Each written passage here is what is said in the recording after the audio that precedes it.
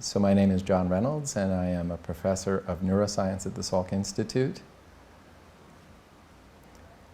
My research centers on how we recreate the external world in our heads, in our brains, and reconstruct that in memory. Yeah, so what was the genesis, the genesis story for the Salk Institute? And the Institute was founded in the building was completed in the year I was born, 1965.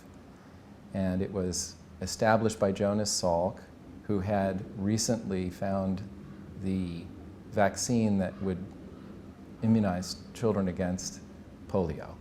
And so he was, by doing that, instantly famous on the world stage, and he wanted to contribute another big thing in his life, and what he sought to do was to establish a scientific institute where scientists could interact freely with one another and to some extent with artists for the betterment of mankind and humankind.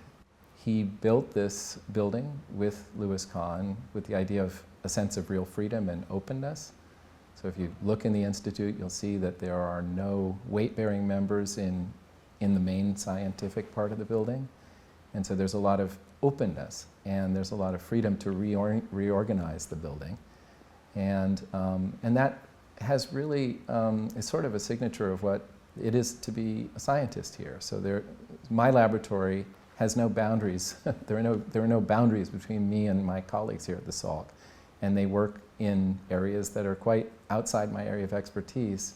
But because of the sort of free-flowing nature of the place, we very easily interact with each other. Our postdocs and graduate students meet with each other, and they'll come to us with ideas for experiments that just came out over lunch or coffee. So I think that he really did succeed in creating an environment that's extremely open and collegial, and that's definitely informed my own science. Over the past 5 years or so, I've taken an interest in what it is in the brain that determines whether you will grow old with intact memories or begin to lose your memories. And the emerging understanding that's coming from that is really through collaboration with people like Rusty Gage, whose laboratory studies memory in a very different context and using cell biological approaches that we would never have thought of bringing into our lab. And so I feel that that sense of freedom has really enabled me to collaborate with people in a way that I couldn't have imagined when I first came here in the turn of the century.